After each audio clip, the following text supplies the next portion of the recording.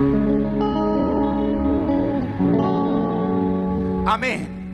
आमीन। अब दूसरा हिस्सा, जब मैं मसीह में आ गया, मुझे वायदे मालूम हैं।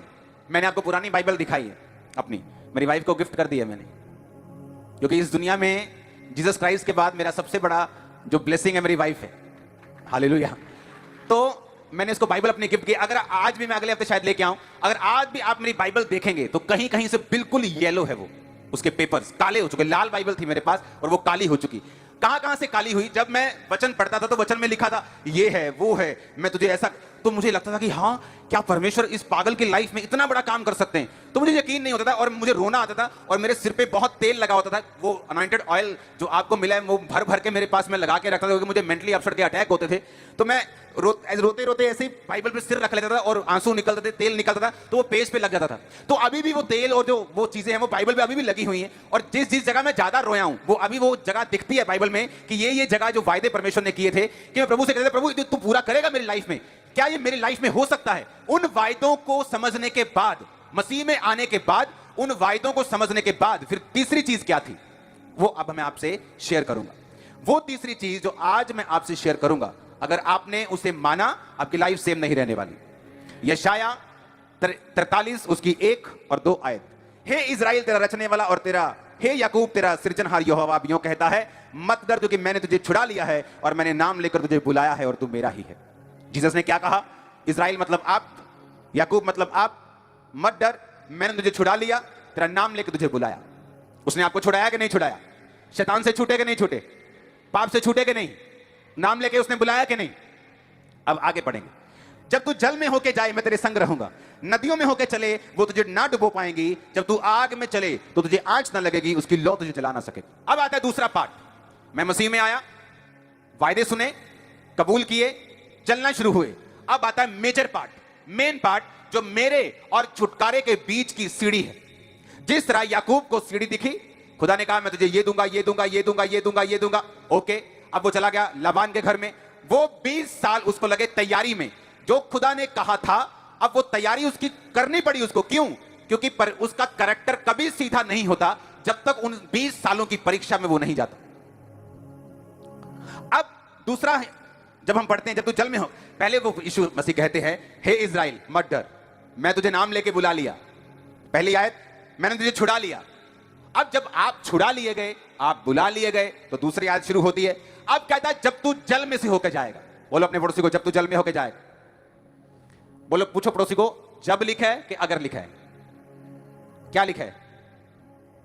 जब। जब मैं आपको मान लो ऐसा बोलूं कि जब मैं तुझे लुधियाना भेजूंगा, हां मैं तुझे लुधियाना भेज रहा हूं, जब फिलौर आए, हां जलंधर से लुधियाना भेज रहा हूं, पहले फगवाड़ा आएगा, गुराया, फ्लोर, हाँ ऐसा आएगा। जब फिलौर आए तो तू वहां मत जाना, तू थोड़ा इधर मुड़ जाना। जब यानी फिलौर आएगा ही आएगा। जहां मैं तुझे भेज रहा हूं, मैं तुझे भेज रहा हूं, अच्छा मैं तुझे खामरा चर्च भेज रहा हूं, जब खामरा का गेट आए तो अंदर चले जाना, 1 किलोमीटर में चर्च आ जाएगा। खामरा चर्च का गेट गायब तो नहीं होगा कभी भी, मतलब वो तो रहेगा ना। जब जब परमेश्वर बाइबल यूज करती है, जब जब का मतलब है ये डेफिनेट आपके साथ होगा। आमीन मत बोलो, ये परीक्षा है ये होगी पर जरूर। हालेलुया। जब का आ गया, जब आ गया, जब जब का मतलब है कि this is going to happen, ये होगा ही होगा आपके साथ, 100% होगा। अगर आप बुलाए गए हैं तो, अगर आप हीलिंग के लिए आए हैं, जस्ट देखने के लिए आए हैं तो स्वागत है, कोई प्रॉब्लम नहीं है। देखो, परखो, चेक करो, जो हीलिंग ले रहे हैं उनके घर में जाओ, चेक करो खरीदे हुए तो नहीं है, बिके हुए तो नहीं, सब चेक करो, कोई प्रॉब्लम नहीं। लेकिन अगर तुम सचमुच उस जीवन को जीना चाहते हो जो परमेश्वर बाइबल में वायदा करता है, तो मैं उस जीवन की बात कर रहा हूं। परमेश्वर कहता है जब तू पानी में से जल में होके जाएगा मैं तेरे संग रहूंगा। उसने ये नहीं कहा जब तू जल में से होके जाएगा तो मैं तुझे जाने नहीं दूंगा, मैं तुझे बचा लूंगा, मैं किश्ती भेज दूंगा, मैं तुझे जल में होकर जाने नहीं दूंगा। उसने कहा जब तू जल में होके जाएगा मैं तेरे साथ रहूंगा। नदियों में होके जाएगा तुझे डुबो ना पाएंगी, और जब तू आग में चलेगा। अगर कोई व्यक्ति आग के पास चला जाता है तो भागता है वहां से, हाँ फटाफट भागता है कि यार गर्मी है। यहां तंदूर के पास अगर चले जाए तो वहां से फटाफट निकलता है कि गर्मी है। लेकिन जीसस क्राइस्ट ने कहा जब तू आग में चलेगा, यानी जब तेरी परख की आग तुझ पे होगी तो तू भाग नहीं सकेगा, तू जल्दी में उस आग को पार नहीं कर सकता। अगर यीशु मसीह ने सोचा है तुझे बंदा बनाना है और इसके लिए चाहे तेरा वीजा 10 साल रोकना पड़े, उसको रोक देगा 10 साल के लिए, और तू उस गरीबी की आग में से चल के जाएगा हर दिन, एक दिन, 2 दिन, महीना, 2, 3 साल, दूसरा साल, तीसरा, चौथा, पांचवा, छठवां, सातवां, आठवां, नौवां, 10। आपको लगेगा कि मैं इस आग को पार क्यों नहीं कर पा रहा हूं, मैं क्यों इस आग को दौड़ के पार नहीं कर सकता, क्योंकि जीसस क्राइस्ट में उस आग को दौड़ कर पार नहीं करने देंगे। अगर वो जीसस क्राइस्ट में एक परमानेंट छुटकारे की ओर लेके जा रहे हैं तो, अगर वो छुटकारा तुम्हारे वंशों का उसने सोचा हुआ है और एक ऐसा छुटकारा सोचा है जो तुम्हारे मृत्यु जीसस क्राइस्ट के आने तक तुम्हारे पास रहेगा, मैं उस छुटकारे की बात कर रहा हूं। ये तुमसे वापस नहीं जाएगा, तुम्हारी इज्जत बढ़ेगी, ब्लेसिंग्स बढ़ेगी। आमीन, ऊंचा चाहिए मेरे को, आमीन। वो कहता आग में से तब तू होके, क्या लिखा है, भागेगा कि चलेगा? बोलो पड़ोसी को, बोलो क्या लिखा है, बोलो बोलो क्या लिखा है, एक दूसरे को बताओ क्या लिखा है। हां, क्या लिखा है, चलेगा कि भागेगा? आग का जो इब्रानी शब्द है वो है 1980 शब्द हलाक। हलाक जो शब्द है ये 3212 शब्द से लिया गया, जिसका मतलब है यलाक। यलाक का मतलब है, अगर आप नीचे उसे पढ़े तो उसका मतलब है ग्रो। आग का मतलब है ग्रो। जब तू आग में से होके जा रहा है, वो आग नहीं है, वो तेरी ग्रोथ है, वो तेरी ब्लेसिंग है, तेरी ब्रेड है, तेरी ताकत है। और आमीन, ऊंचा चाहिए चर्च। जब इब्रानी भाषा में आग को लिया तो आग को यलाक शब्द से लिया गया, जिसका मतलब है 3212 शब्द का मतलब है ग्रो करना। आग और ग्रोथ ये दोनों सिमिलर हैं, दोनों एक हैं बाइबल के मुताबिक।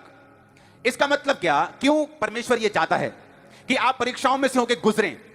मैं आपको बताता हूं। अगर परमेश्वर आपको आज परीक्षाओं से निकालकर वो आशीष नहीं देगा, मैं आपको गारंटी देता हूं वो आशीष कभी भी टिकी नहीं रहेगी आपकी लाइफ। अब बड़ी गहरी बात मैं बोल रहा हूं। उन परीक्षाओं के दिनों में कुछ मेमोरीज जिनको इंग्लिश समझ नहीं आती, क्या बोलूं उनके लिए, कुछ यादें, कुछ मेमोरीज। उन परीक्षाओं में कुछ ऐसी मेमोरीज और यादें और फीलिंग्स परमेश्वर फिक्स करेगा। जब आप उन परीक्षाओं से निकलकर टॉप प्लेसेस पर होंगे, वो फीलिंग्स, वो मेमोरीज और यादें आपको गिरने से बचाएंगे। और ये वचन तब तक समझ नहीं आएगा जो अभी मैंने बोला है, जब तक आप इसे एक्सपीरियंस नहीं करेंगे, क्योंकि ये बताने वाली बातें नहीं, ये एक्सपीरियंस करने वाली बातें। वो मेमोरीज, वो यादें, वो तरीके, वो परमेश्वर का हाथ, वो काम करने का वे और तरीका, और वो सिचुएशन और वो परिस्थिति, जब आप एक लेवल पर पहुंच जाएंगे, आपको उस लेवल को मेंटेन करने के लिए आपकी हेल्प करेगी। और इसीलिए परमेश्वर चाहता है कि जब तू जल में जाए, जब तू नदी में जाए, जब तू आग में चले, तो मैं तेरे संग हूंगा। दूसरों को वो आग जला देगी पर वो तुझे जला नहीं पाएगी। दूसरे उस पानी में डूब जाएंगे पर तुझे डुबो नहीं पाएंगे। ये फर्क होगा कि तुम मेरे द्वारा ठहराई गई एक असली परीक्षा में हो, जो तुम्हारे भले और तुम्हारे फायदे के लिए। और बिलीव करना, 100 में से 100 लोगों को परीक्षा अच्छी नहीं लगती, इंक्लूडिंग मी। मैं भी बीच में हूं आपके। चाहे हमें मालूम हो कि आने वाले समय में परमेश्वर क्या करने जा रहा है, इस परीक्षा के बाद वो क्या करने जा रहा है, तब भी हमें वो परीक्षा अच्छी नहीं लगती। जब पंछी अपने बच्चों को उड़ना सिखाते तो ऊपर पहाड़ से उन्हें फेंक देते हैं, वो ऐसे ऐसे करता, नीचे गिरता, डर में, सहम में, नीचे ना मर जाऊं, नहीं उड़ पाता, मां फिर पकड़ लेती, फिर फेंकती और फिर उसको उड़ना सिखाती। यीशु मसीह नहीं चाहता कि आप सदा फौड़ियों के सहारे चलें, वो आपको भगाना चाहता। वो नहीं चाहता कि वो आपकी मां हमेशा आपके मुंह में रोटी डालती रहे, वो खुद आपको उड़ना सिखाना चाहता है। और उसके लिए वो आपको ट्रेंड करेगा, उसके लिए वो आपकी परीक्षा करेगा, उसके लिए वो आपको आग में से, पानी में से चलाएगा, ना कि भगाएगा। वो एक पेशेंस, एक धीरज आप में पैदा करेगा। और जब आप उससे निकल जाएंगे वेल बिहेव के साथ, प्रेयर्स, फास्टिंग के साथ, गुड कैरेक्टर के साथ, तो मेरी बात नोट कर लेना, इस पूरी दुनिया में आपके जैसा एक भी मैच नहीं होगा।